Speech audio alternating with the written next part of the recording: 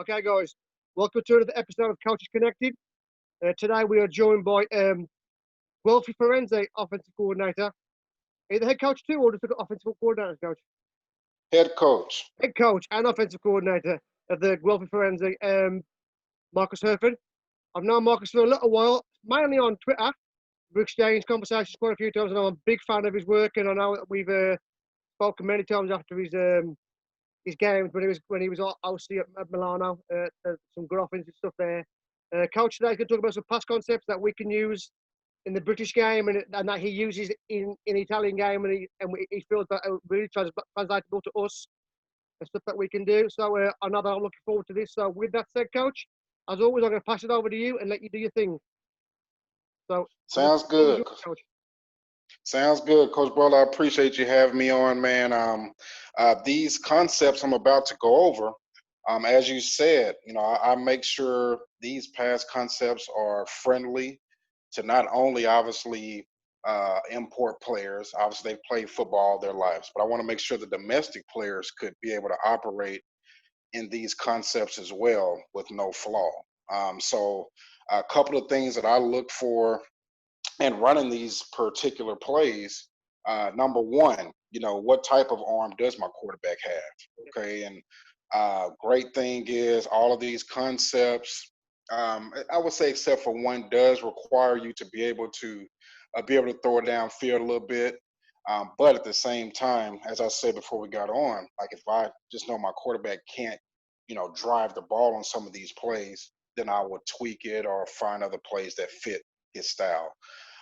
But I do think that, going over these three plays will be uh, great options for coaches out there to use and anywhere. And one thing you'll be able to see on one of these concepts I'm going to show is my favorite play action. I've probably scored on this play call 80 to 90% of the time, just being honest. It's my favorite play action by far. And I ran this in Brazil with a Brazilian quarterback. So just to further push the ideal of being able to run it with a domestic quarterback. Okay, so I'm gonna go ahead and jump into it. Well, what I'm gonna do first, I'm gonna go to a playlist I created. I'm gonna show the drawing of the play first, and then I will go to the video. Cool. Before we do start, Coach, I've got one simple question, and that question is, I think for the UK coach, is that as a European team, do you face the same troubles that we have in terms of players coming to practice and like they've got jobs on the side? So I assume that you may have one or two imports, but the DNA of your team is still Italian, right? There's only a few select few players that are going to be brought over to play. So the rest of it is literally based on your Italian guys, and they've still got to work and still got families and stuff. So do you have like those issues with attending practice, attending film, the same as that we do over here? Because like I think that most people in this country, well, starting out would imagine that it's a much higher level up coaching in Germany and Italy and stuff. Whereas I got this feeling that they'd be surprised at how much that it's actually similar, but you've got that injection of talent. You still face the same challenges that we have week in, week out. It's on a higher scale. Sure. Oh no, it's the exact same, exact same. I've coached in Germany. I was there for 2 years with the Kiel Baltic Hurricanes, the head coach, offensive coordinator there, and I dealt with the same thing there. We had four import players. Other than that, we had nothing but domestic players.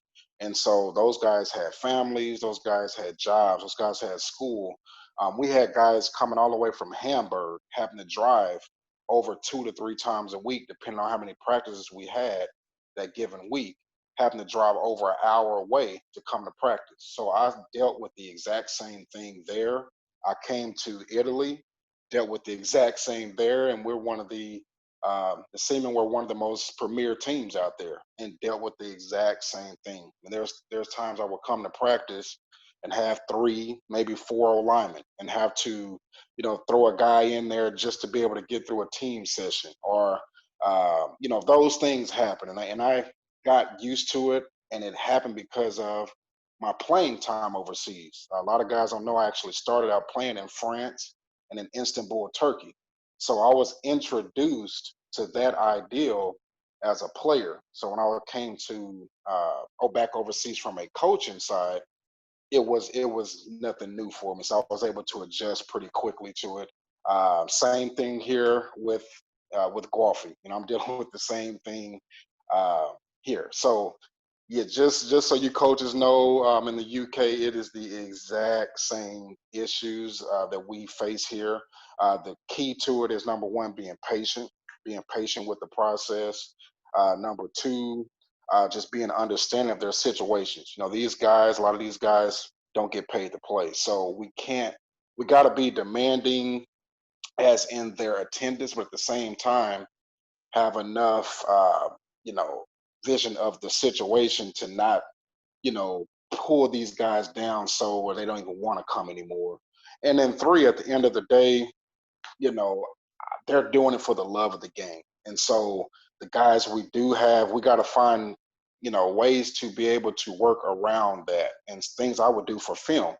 I would have a film session via uh, the computer. We created a list, a playlist of guys on Facebook or a group. I would get on there, put my computer on the screen, and coach that way where they were at home. So these guys are able to do it, you know, sit on their phone or what have you. So I found different ways to be able to still coach and be able to, you know, teach, even with guys not being able to come to practice. I would always film every meeting I had before practice and put it on the Facebook group as well. So I found ways to get around it. But hey, same struggles, man. I mean that when I spoke to you beforehand, I was talking about things that resonate with us. Those things you've just said are basically everything that we do over here, because we have to find Yeah. ways to do it, and that's exactly what we're talking about. Is that we just resonate with what you're talking about, and that's the angle I'm trying to get at. That's exactly it. So I appreciate that, coach. So I'll let you get on with it now, fella. Thank you. Sounds good. All right, so yeah, let's jump into it. I'm gonna go ahead, and my screen is already sharing here. So let me get to my huddle. Okay. All right, so I'm gonna start with, oh man, sorry if you see notifications popping up, please forgive me. I'm gonna start here with the play action game that I was talking about from the jump. So I call this red cannon. This is ran out of a 20 personnel, is what you're gonna see. But this can be ran out of any personnel that involves 11 or higher. You can run this out of 10. You can do it, you know, unique motions and things of that nature to create the same thing. But I've had the most success out of a 20 personnel set, and it's because of the heavy play action look. So this is basically simulating the GY counter, which is the guard, and the B back. In this case, it would be the B back, not the Y. But it's a counter look that gives a heavy counter look to the play side, and the quarterback sets up in that B gap after the fake, and then lets it rise. So as you can see here, let me turn it this direction. On the play drawing itself, okay, you're gonna have to the single receiver side a skinny post. So the way I teach this post, okay, is I'm gonna have that receiver. Okay, you want to have a guy that can run at this spot on this, especially on this play. Okay, so I have him kind of cruise off the ball a little bit because I really want to sell that it's a run to get that corner to stop his feet any. Okay, my favorite coverage to run this play to is cover three. Okay, I love, and most teams run cover three to a 20 personnel because they want to have that extra guy down towards the box. So I love running to a cover three, and it's extremely simple read for the quarterback. Okay, what he's going to read after his fake is he's going to get his eyes on that free safety. Okay, if that free safety, um, if he comes downhill any, or if he gets flat foot any, we're going to the post. Okay, period. It's point blank period, and that's why I'm flashing that over route in the safety's face. Okay, just to get his eyes a little bit. If he's out of position any, it's gonna be a touchdown to the post. Pretty much 90% of the time, as you'll see in the videos here in a second. But I'm gonna have my over route come at a 14 degrees, 14 degrees, I'm sorry, 14 yards as his depth. since it's a deeper play. A lot of my pass concepts are not ran no more than a 10 to 12 yard depth. So in play action pass, obviously I tell them to take it deeper because it's going to take a little longer. So I'm pushing the 14, get over on the over route, and then come across flat angle, straight across parallel. And as you can see here at the Z spot, he's going to do a 14-yard curl. Okay, 14-yard curl. So literally the quarterback is reading from the post to the over to the curl. Okay, I've hit all three of these routes on this play. Okay, you're going to see nothing but touchdowns tonight, but I've hit all three of these routes on this play. And it's been a situation in cover two. I tell the quarterback, or if it's cover two or cover four, too high look, I call it middle field open. If it's a middle field open look, I'm telling them get off the post. Get off the post unless for some odd reason that safety just really drives down on the over route. And typically what happens in a two look is you get that over to the curl look because you can pull that opposite safety with the over route and then you got the curl lane, but typically it ends up being that over route and a too high look. Okay. Something I added is just a little check down to the B back here. As you can see, the backfield action here. Okay, again, our play side tackle and guard, they're staying locked on, or they're down blocking rather. Backside guard is pulling for the play side B gap. And then whoever that second puller is, whether it's a fullback position, whether it's a tight end, okay, they're going to pull and look for any leakage off the C gap area, anything off the edge. That's what they're looking for. I tell those guys, give a good 3-1,000 count. Nobody comes, and you can do a check down to the flat. Okay, so the quarterback has all sorts of options here. Now, obviously, the key with this being a long developing play is the protection itself. The protection itself, obviously, is the key to this thing. But I've honestly, it's going to be perfect actually because the play from Brazil that you're going to see was a breakdown in cover and protection, but the quarterback just made a guy miss and just threw a heck of a ball. So it still is very capable of happening if the pressure isn't heavy. Okay, but let's go ahead and get to the video clips here.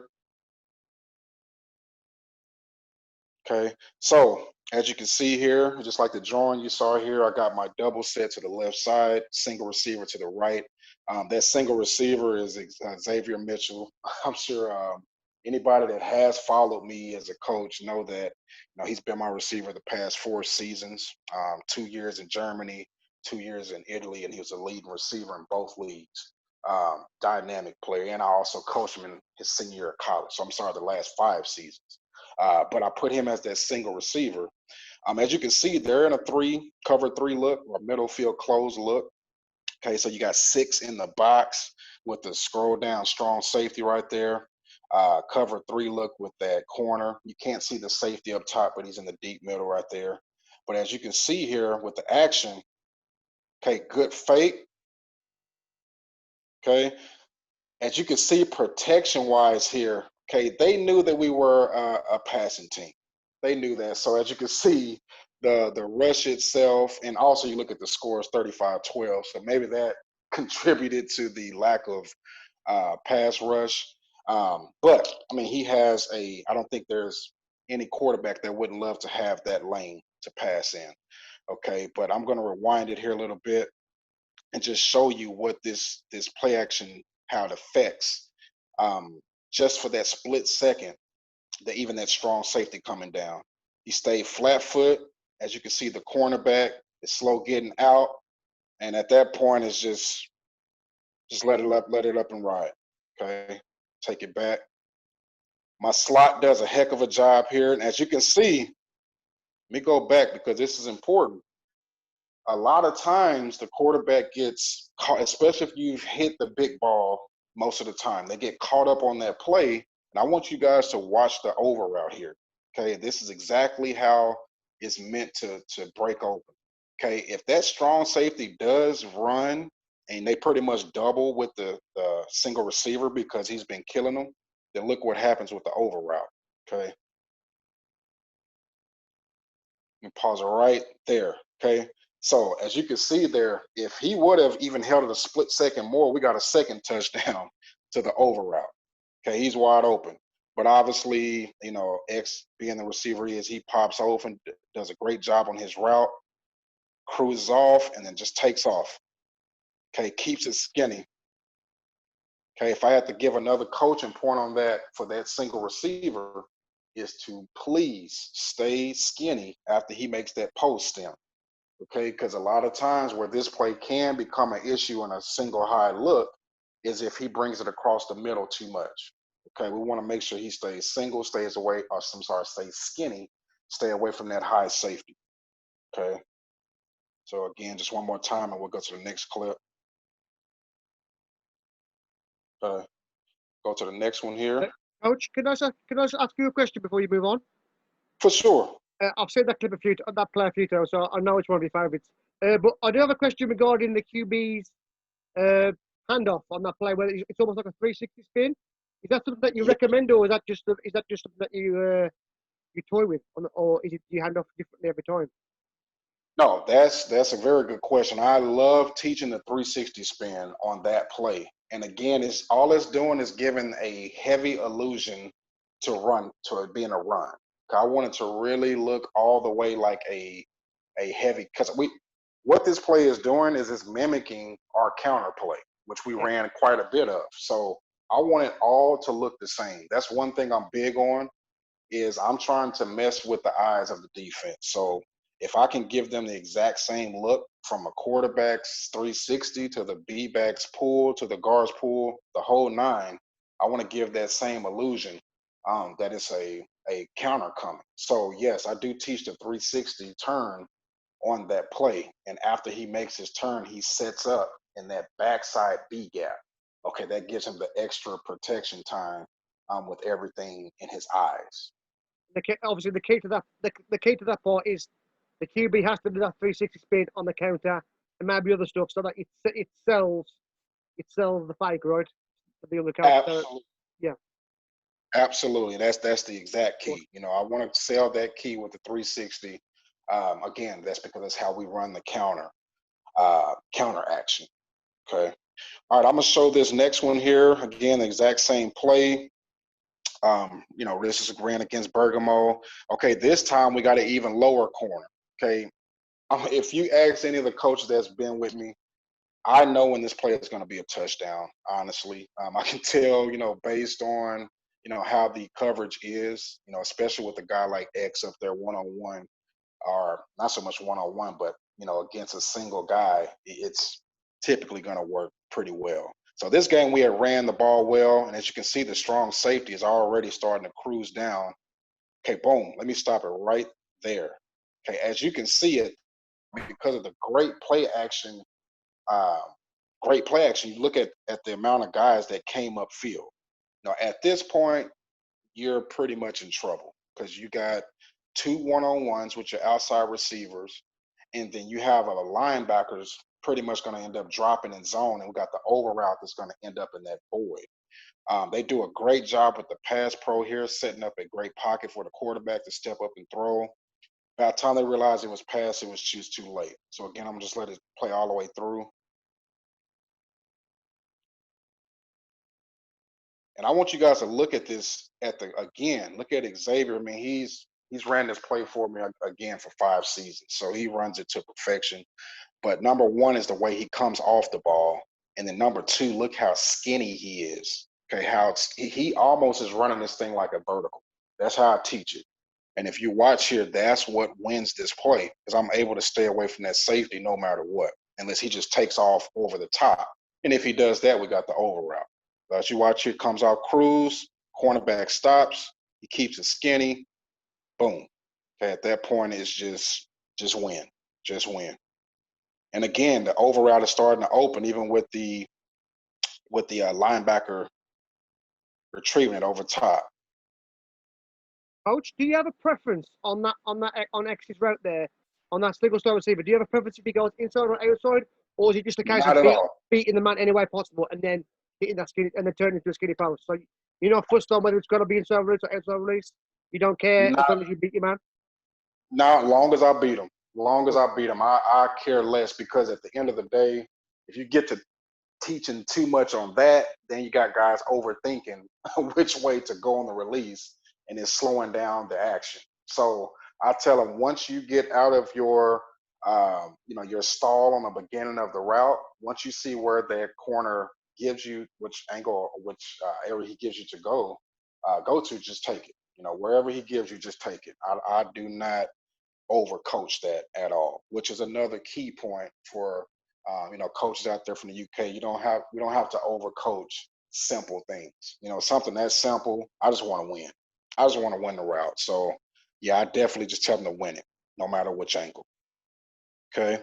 All right, let's go to. Sorry, let's flip back over so I can flip the next play. Okay, so we're going to go now again to the opposite direction here. Okay, same play, opposite direction. And again, you're going to get pretty much the same result. Okay, and this is against the Lions my first year. Okay, same play. Again, the action here, you see what it does. It gets everybody pretty much upfield like we want. Okay. He's behind him. We take it back. Watch the over route. Does a great job. Like, again, and this was against a too high look. Yeah. This is against a too high look, as you can see. But that safety took a horrible angle, and we just still beat them over top. And sometimes, we just got to let our players be players. If we know we got a guy like this that's going to win 95, if not 100% of the time, we just got to let them beat them. And that's what happened on that play. Okay, and I'm going to go to the next clip here. Can I just ask you one more question on that before you go to? I know I keep stopping you, Coach, but No, for sure. on that oval route there, where your middle guy was running the cross technically. It was literally in between two guys there. Would you ask him to sit or keep heading towards the sideline on that play? Does he keep going across or does he sit in grass? Yeah, he's going to keep going across, and you're going to see why. Because if I ask him to sit, eventually there's going to be a guy that realizes, which is a linebacker or the strong safety, that's going to realize, okay, it's pass, and he's going to drop into zone. So if I stop like that, he's going to end up right behind that guy. And this is actually a perfect example of your question. So watch it here. See, if he stops right here, okay, it looks like it's open in the middle, but that guy is about to drop. So I teach him to keep going, because there's a nice open void, as you can see right at the down marker right there. Yeah.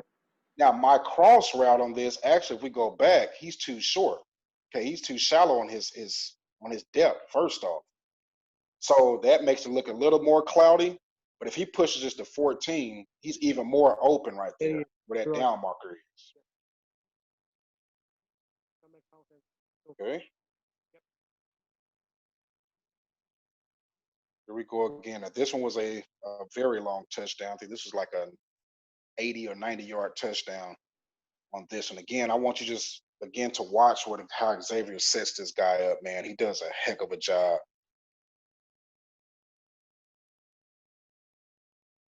That's all you need. That's all you need. Okay. And this was just also very bad play by the safety. His eyes were peeled in the backfield. There you go, right there. You look at number 19 right in the middle. Okay. If we get that, and, especially if you got a quarterback that has any pocket savviness, knows how to read anything, because a lot of what I teach in my past game is you're reading one guy or one area. Okay. I'm going to teach them that way to make it so much more simple. And that's why I say no matter what country you're in, you can run this play or the plays I'm going to show you. Okay, but 19 comes down. At that point, it's a pure one-on-one foot race with your best player. It was unfair to me, that one, Coach. It seems unfair to me, but that's just fine. No doubt. And we'll just look at one more clip just so you guys can see the consistency, man, of this play. Okay, this is perfect. This is the one from Brazil. This is in a big playoff game. This play actually turned the game for us. They're up pretty tight here. Their defense was extremely aggressive, which we knew. But again, once I saw this coverage, you can't see it here, but it's a single high look. And the safety is starting to scroll down because we had the you know, Paris Lee, he's a heck of a running back. So they thought Right. his run game here at that time. That's it. Okay,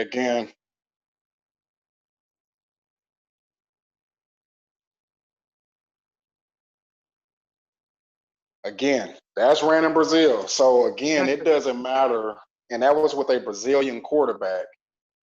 So it doesn't matter where we are, man. If you got a guy that can literally read one guy or an area and Yep. just get the ball up there in the air, man, you're gonna have success on this given play action. So, any questions before I move on to the next play? No, the only thing I was gonna say on that one, that was a great clip, because I know what from watching your time in Brazil, that uh, the Brazilian QBs are very comparable to the English QBs and the European QBs in general, the national QBs, because they obviously don't have the experience that the Americans do. So if you're seeing the national guys do that, that's great film to pass on, because it gives everybody hope and chance that they actually know what this player will work for us, because we've seen it ran by national guys and not a big American QB or etc. etc. So I do like you adding in the Brazilian aspect. So I remember some games when you were in Brazil where the QBs look shaky at times, and other times they look great. So that just shows you the inconsistency you do have when you're using homegrown players. But it also shows that if you rep it well and run it right, it looks great. It works to perfection. Absolutely. And the other part of that, the receiver was a Brazilian player. So Yeah, again, the clips I was showing earlier were all, two Americans performing the play. So you expect that. But like you said, those are two domestic players right there making that play work. And again, like you mentioned, repetition, it was the key to this play. I really repped this to make sure it's ran the exact right way. And obviously, when you call it, when you call it makes a difference as a play caller. So okay, so let's go ahead and get to the next play, man. Again, I hope that play is something that you guys can use. Like I very said, good. it's one of my favorites. Okay, all right. So I wanted to do something out of empty, because this is a set that a lot of teams don't really talk about or use much. But one thing I take pride in is I'm just trying to get to open areas on the field. Whatever area is open, I'm trying to figure, okay, what's going to get us there? And I literally, and I know it looks real simple on the drawing here, but I literally created this play looking at a team's defense. I'm like, okay, this safety seems to always tilt towards the post. He tilts towards the post a lot. So if I can send a guy on a seam right there, what do you do against a too high look? How do you cover it? And Lord behold, I ran this play the very first time in Germany, and number two was wide open, literally. Nobody was even close within 15 yards. And one of the things I look for on this play in coaching it is a too high look. Now, it still works just as fine on a single high, and I can talk about both, but I love teaching or running this play against a too high look. And as you can see, how it would pretty much formulate, say it's cover two. Okay, so what's going to happen in cover two? Typically, a cover two corner, he's only going to stay in the flat if he has a flat player. Okay, obviously, there's no flat player. So even if he carries with number one here on the trip side, he's occupied. At that point, all the quarterback has to do is read the safety. He reads that play side safety, the free safety that I haven't read. If he tilts with the post, the seam should be wide open. If he tilts or leans towards the seam, you got the post wide open. And that brings me to the backside of this play, which is the smash concept, which will hold the opposite safety in a too high look. Okay, so that's my safety holder on the backside, but it's still also very valuable, because if you do have, some of your top players maybe to the three-man side, and you got a good look on the two-man side, okay, at that point you just tell your quarterback to read the corner, because obviously it's smash. Now the way I run smash and teach it is I put my number one on a whip route. Okay, a lot of coaches teach that with a straight up hitch or a tilted hitch. I've done all three, and I've seen that a whip route is the most effective. The reason why, if you run a straight hitch or a tilted hitch against a cover two corner, what are they going to do? They're going to drop to a certain point, which is typically 5 to 7 yards. and then they can kind of bait the quarterback. And this happened to me. I'll never forget it, at Kentucky Wesleyan when I had Xavier. We were throwing this ball to him. The cornerback baited us. He came, he kind of squatted for a second, then he dropped once he saw our guy go towards the corner route, and he ended up picking the ball off to win the game. And this was a great learning moment for even me as a coach as far as that route concept is concerned. If I can find a way to hold that cornerback's eyes, keep him occupied, it gives us that extra time to get off to the corner route. And so this is something you guys can easily incorporate if you run the smash concept. Doing a whip, him doing I teach it as a 3-step. It goes 3 steps, goes down a 45-degree in like a slant, and breaks it back out flat at 5. So 3 steps, 2 steps in like a slant, and break it back flat. So this gives us enough time to just hold the cornerback's eyes to make a valuable throw. Okay. Other very key important coaching point is for the corner route. I teach those guys to aim, their angle should be at the back power line. I want to keep that corner high. Okay, I don't want to dictate the quarterback's throw.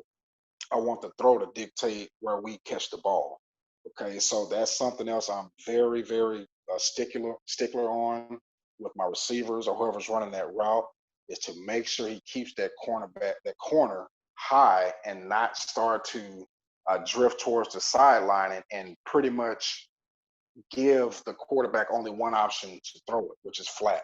Okay, which again has happened to me. I've had a corner ran flatter and the corner baited us, and because it was a flat corner route, the quarterback was throwing based on his read and it got picked off because the corner wasn't high, ran high.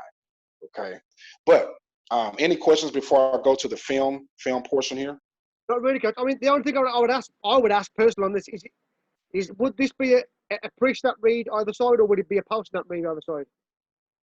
Both. It would be both. I mean, obviously, when I'm looking at this, because it's been times pre-snap where they or I'm game planning and I see a team is running a single high look. Okay, and for some odd reason they get out and run a 2 high look, I would check the play and call this as a pre-snap. And for the quarterback, obviously them being coached up and understanding what we're trying to get out of this play, it becomes that pre-snap read. At that point, once the ball is snapped, it does become a post-snap because he's having to read one guy. Yeah, of course, yeah. So it's both, yeah. Okay, so here we go. Let's jump into the film here. Okay, you're not gonna be able to see all the routes downfield per se here, but you'll be able to see just how wide open this ends up being, just because of the issue they have with a 2 high look on this. Okay, I'm just gonna let it run through on this.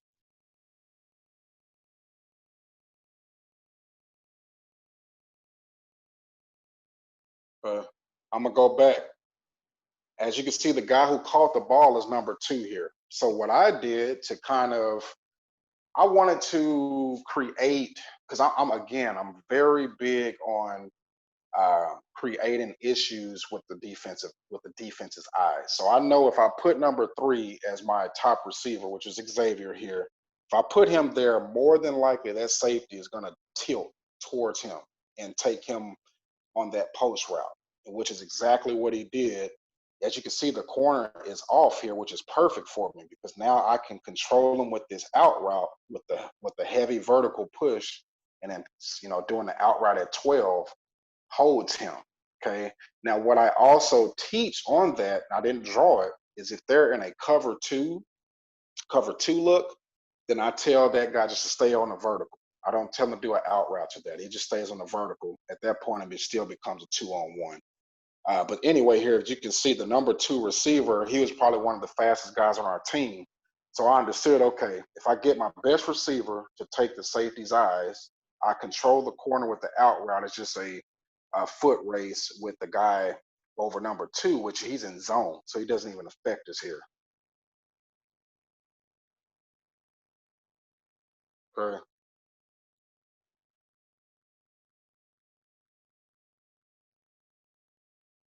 Okay. I'll Coach, go to the the only yes. question I have on this play, and it's so trivial, but I know that if I was watching something, I'll be asking it right now. Is that pre snap? Some of the receivers have got the inside leg up, some have got the outside leg up. Do you care about that?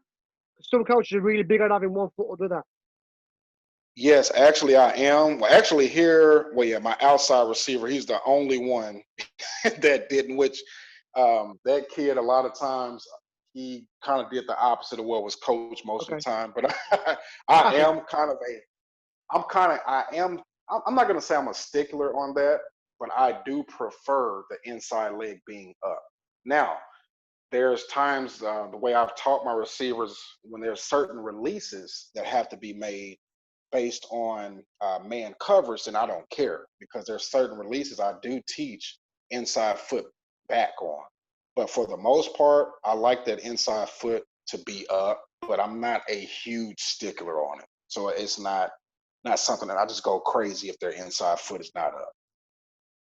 I'm exactly the same, coach. I'll teach the same thing, and if they're not up there, I just coach them on film and say, you know what, just check your footwork, and then that's basically it. I won't go mad at them for having the wrong foot up, but I know some people get drove crazy by having the wrong foot up. You know what I mean? No, for sure. For sure. I've seen it for sure. Okay, here goes the next clip of this. Sorry. All right, so this is a much clearer view. Probably one of the better views here. This is perfect. Okay, again, we got a too high look. Exactly what I want as a play caller on this. You know, if I'm a defensive guy, just to be honest, and I know that my top receiver is, on that trip side, I'm going to find a way to try to slow him down somewhat at the line, and they just never did. So he's got a free release. Nobody's over him here for him to be able to really affect that safety. Okay, and you can see what happens here.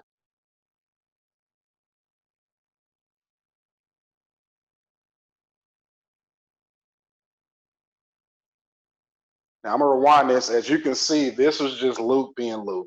Okay, this team got to us because of protection breakdown. Go back. My right tackle was blocking air here. Okay, this shouldn't have ever happened, but he was blocking air. They got back here, but this is just Luke being Luke. But you still see, even with that extra bit of issue or problem, still pops open. Now I'm gonna go back here because here goes. This is actually a great film to coach the other aspect of this. What teams started trying to do when they saw this concept enough is the cornerback to the trip side over number one. He would drop to a certain point, and when he saw the seam, he would try to run with the seam.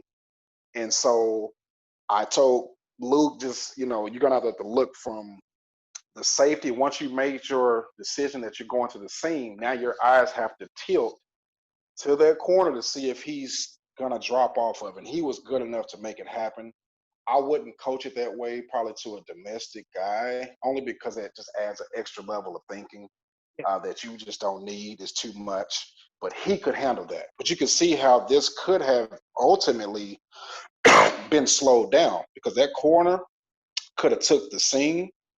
The guy over number two could have took the out route, and number three could have been handled by the safety, and we could have been slowed down. But it just worked out because you can see the guy over number two drops right to the out right here. Okay, so they still have a chance to make a play here in the corner because he saw the out route, which is why I do it. He stopped his feet just enough for us to get by right there. At that point, it was over. I mean, if you was to wind that back though, if there was no protection break there, then X would have been open anyway, right? Yeah, absolutely, absolutely. If you want us back, yes, absolutely, and that's exactly the greatness of running this style of play and teaching your quarterback just reading that one guy. That safety is clearly opening his hips to the seam right there. As soon as those hips open like that, that's it. Because you obviously got your controller on the backside with the smash, as you can see there.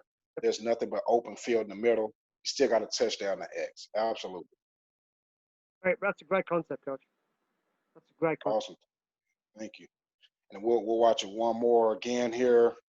Pretty much now this one is perfect because now we can see the other part of this, which is what we just was talking about. That safety. Obviously, they was keeping their eye on X, so he tilted more towards the seam, and the post ends up wide open here. Okay, this is in our playoff game against the Ducks.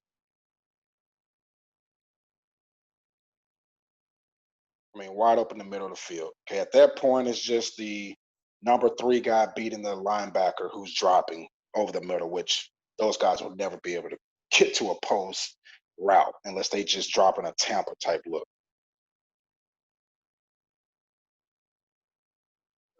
Right. Perfect. A good question. A question I've got right now is I've seen you move X quite a fair bit on this concept. Yes.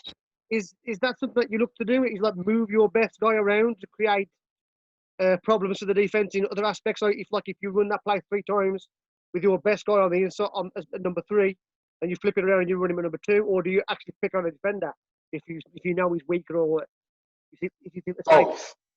Oh, okay. I would say both. I would definitely say both. It depends on game plan. So yes, if I know we got a weaker defender, then I'm gonna say we got a weaker safety, a guy that's just he bites on anything. Then I'm gonna put my best receiver where he's gonna affect that guy, and I'm gonna open up one of my domestic players. You know, obviously the imports get a lot of love in your offense, as they should. But if you got good domestic players that come and work hard, just as much as anybody else, I want to give those guys love. I'm gonna pick on that weaker defender. He's gonna jump with the import 1,000 of 1,000 times, and it opens up your other guy. I love doing that. Or if I am trying to get X the ball, then yes, I'm gonna put him in a position that I know that almost the same situation where I can still affect that weaker defender with one of my domestic guys and take his eyes and still have my import loose on this play. So yes, to your question, I do a little bit of both, but I do move my import player around a lot because I don't want to give teams a chance to just be able to take him out of the game. And that's we had some teams that were boxing X in last year. They were literally playing 3 or 4 guys in like a box type of look over him, and it slowed him down a little bit. I'll give him that. But when you have other guys step up, that's where the problem becomes, for those teams. So they tried to slow him down, which they did, but other guys were scoring, 2-3 touchdowns. So it worked out. The play that I remember the most about when they were when teams were looking at X would be the game against Guelfi in Guelfi, when you won on the last play, when you just dropped that fade to the running back on the front part of the game. I think that everybody was looking for X on that play, and you just totally faked him out. That was Man, the funniest part about that play, a lot of people don't know unless I talk to them in particular about it. When I called my original play, it was actually this play right here. Okay. This was the play I called in empty. But then I saw how they were aligned, and some odd reason, Coach Browse called a timeout. It was like a blessing in disguise. Yeah. Because once I saw that they were going to play three high, 2 under, then I was like, okay, I got to find something that's going to affect that backside safety. Like you said, I want to get the eyes on X for the field. So I didn't even have him included in that play call. I wanted to affect that other backside third safety. And so I put my other top receiver as a single receiver, made him run the post to hold that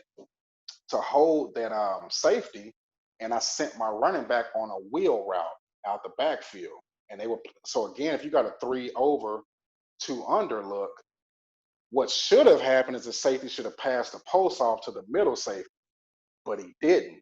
He left just enough with that post, and it opened up the wheel like perfectly. So a lot of people don't know, if it wasn't for him calling that timeout, who knows what would have happened that game. So yeah, man, I went through all of those mental thoughts when I saw that look, honestly, and it worked out. So I was excited about it. But here we go. So I'm gonna go to my last concept here, man. See, okay, this is probably my favorite play it's literally scored 100% of the time. Literally, this play is built to beat a cover two look. Okay, I've actually had honestly other coaches contact me about this play. They're like, man, that play is unbelievable. It's built to be cover two. You know, obviously, if you got a single high, you're still good. That's the beauty of a lot of the stuff that I do run. You want to have ways to still win, or I can easily check out of it, whatever. But this is built for a cover two look. So what I do is I put my receivers in a tight look. Okay, so we're gonna be pretty much a 1-by-1 with the receivers. I like putting the outside receivers on the ball here and my inside receivers off. Now, a lot of coaches do try, like to coach, okay, put your insides on here because they're the deepest route. So you want to get them off, faster. I teach it the opposite because a lot of my offense is based on RPOs, especially with bubbles and things of that nature. So I want everything to look the same. If you keep seeing receiver slots going on the ball, off the ball, if you're really a good coach, eventually you can figure out, okay, when they're on the ball, this is happening or so forth. So I'll try to make it all look the same. So that's another just coaching tip just to throw out there. If you try to make as much as you can just to make everything look the same, it's tougher on a defense, especially when you're dealing with a defensive coach that knows what the heck he's doing. But however, okay, what I do just teaching this from left to right, my outside receiver, I teach him to slowly come off the ball and then burst hard on an out route. Okay, and again, if you're looking at it from a cover two standpoint, that's going to hold the flat defender. So that's what I'm wanting. Okay, I want to run this play against cover two. If it's cover four, still fine, but I want to run it against cover two. Okay, so I'm moving to the slot here. He has a 12-yard post. As you can see, the free safety is in red. That's who the quarterback's reading. Okay, if that guy, obviously, it's simple. If he goes with the post, throw it to the corner here. If he goes to the corner, the post should be open. Pretty simple football. To the backside, again, I got a controller here with the smash concept. Now, I don't do a whip from the Z here like I said earlier, where it's always a whip because we're already tight. So there's no point of going in more to get back out. So I just tell him to go to a tilted hitch on this play. But I tell him to really tilt it. So he's going at a hard, pretty much 45-degree angle and then sits down at 5. So it's still enough to hold that cornerback. Okay.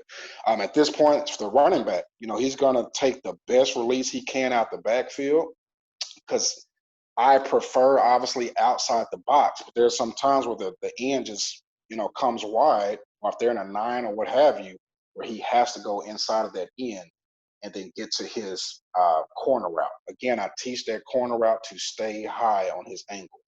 As you're going to see here on all 3 of these touchdowns, it's scot-free wide open. And I've ran this play, quite a few times, and it's been honestly the exact same result. And coming from game plan, if I see a team runs this coverage in a certain area, I'm going to probably pull it out the bag. Okay, but let's go here. Coach, before you leave the screen, I've just got one quick question for the newer guys watching that might not have much experience. Why would you choose a tilted pitch over just a regular straight up pitch? What's your thought process on that, Coach? Yes. Okay. So if I'm doing a normal hitch, especially out of a tight look like this, yep. What that does with the cornerback is, again, it allows him to bait us. Okay, because so if the quarterback decides to read that 2-man side, say we got a decent matchups over there, or a weaker corner, or what have you. If you do a straight up hitch, he can just sit outside right there and really bait it, and at the last moment just take off high on the corner route. And if your corner route isn't ran at a high angle, again, it's going to lead more than likely to either a pass breakup or an interception.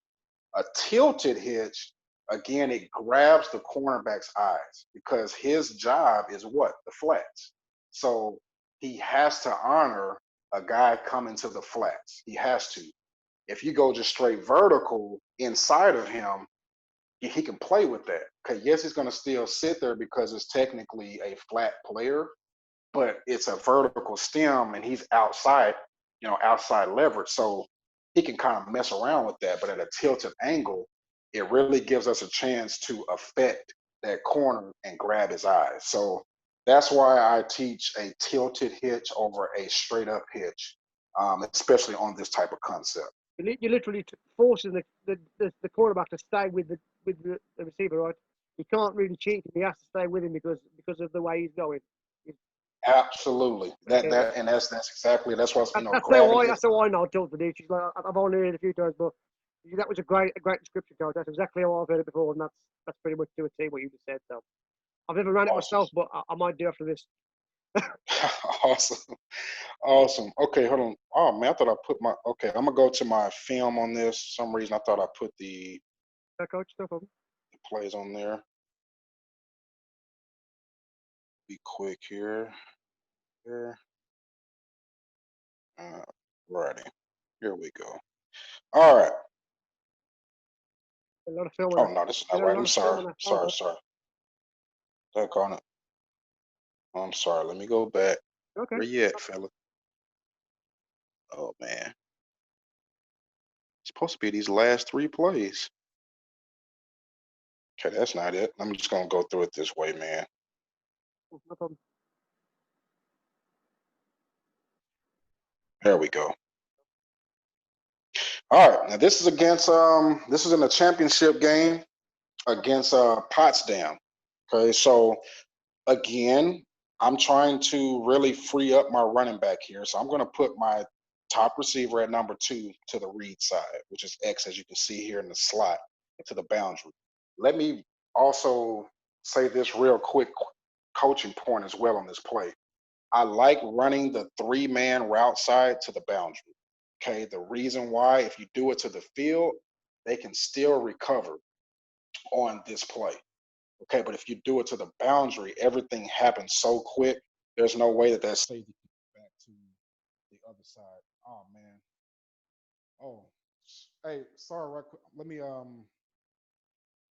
This is my GM. I'm gonna call him back. All right, can you hear me? Yeah, we're good. We're good. Okay.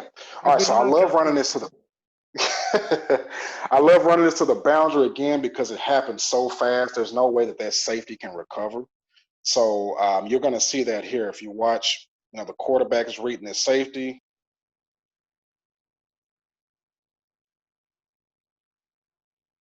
Okay, all 3 of these plays you're going to see. You're going to see the exact same thing happen here. That he's that wide open. It's like, how the heck does it happen? Well, again, if you're in a too high look and you have a flat defender controller, a guy that's going to affect that safety, the only way that you can really slow this down is if they have a man up guy on the running back. And even then, he has to stop him on a corner route, which is still tough in man. So Danilo is one of the best, if not the best, Italian running backs out here and can catch anything. So this was a perfect play for this type of guy.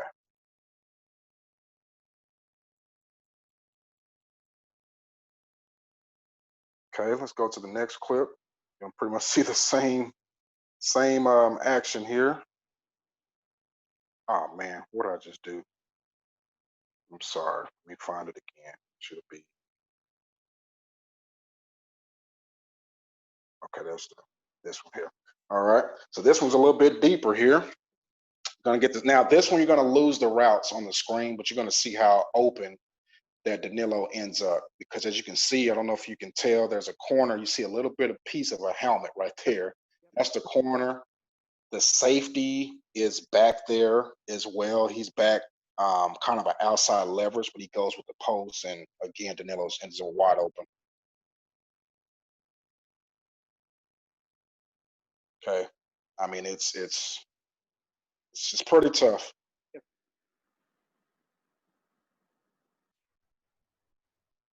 Let me go to this. Okay, right here. If you can see right here, kind of towards the bottom, my receiver with the cornerback here. Very big coaching point on this play. That receiver cannot be too quick on that out route, because again, you're going to have the same issue that I was talking about earlier with the smash concept. if he's too fast on his out route, that corner can bait us and drop to that corner route on the running back, and they could technically slow this play down. So that's why I teach him to kind of cruise off the ball and then explode and then do his out route at 5 yards. To again, I want to grab the cornerback's eyes. So that's very important on this play being ran the correct way.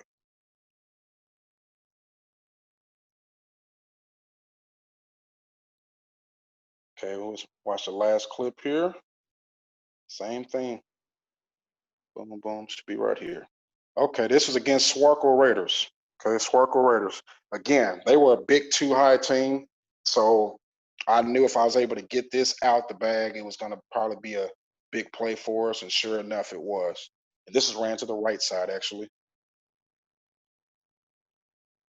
Now, I'm surprised because if you see here, actually, they were more in there was a read 2 team, a read 2. So what should have happened here, as you can see, with how the out route is happening, that cornerback should have pretty much passed that off to that flat or that curl flat defender, and he should have took the corner route. And this thing is slowed down, but he stayed flat foot, and Danilo was able to get past that defender. Now you got two guys. If you look, I'm not being funny. That's just bad coverage here because you got two guys in the same zone there. Okay, this is something good even for coaches to understand looking at defenses. You got the cornerback and the linebacker protecting the same zone. This play should have been slowed down, but the reason it wasn't because you just didn't have an easy pass off here. But again, thankful for that happening because X controlled the post. You got a wide open Danilo. Okay, and I got this play as well in Germany. Sorry, I think that DB also was an American, right? Who bit on that one. Yeah, exactly. And that's the other part of that. You know, as an American DB, I'm okay. This is pretty simple. I got a flat defender here. Let me just drop. I mean, it's a read too. So that's what he should have been doing anyway. So yes, he was an American DB. Yeah. I'm just saying that we all make mistakes regardless of how long we've been playing. We can all get bit. We can all get beaten. Like it's, you know. Absolutely. But man, those are the three concepts I wanted to highlight. You know, those are, I'm not going to say they're my bread and butters, but those are plays that I love. Bread and butter, I would say, is the play action. I run that a lot. Yeah. The empty play, I pull that out when it's needed. And that play there is by game plan. That's not something I go into every game plan with because some teams don't run what I want. So those two, the empty play and this one is more of I would say game plan play. The play action is more of a bread and butter. But at the end of the day, these are three of the plays that I love to pull out the bag, man, and have had success. You know, whether it's in Germany, Italy, or Brazil. So. You know, coaches out there, it doesn't matter, you know, what type of, whether it's domestic or import player, these plays are player friendly. And you can run it with, you know, either style.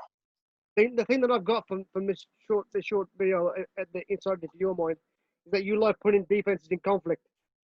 And I think you've proven that it doesn't really matter what you are or where you're from, is that you literally make one read. You make one read, and that's basically it. And you know you can win on every single play. And I think that can be translated across all forms of football. I think that there's something here today. Everybody can take something away from. I know for sure I'm taking something away. And awesome. I appreciate you coming on, Coach, and obviously giving me your time and us your time.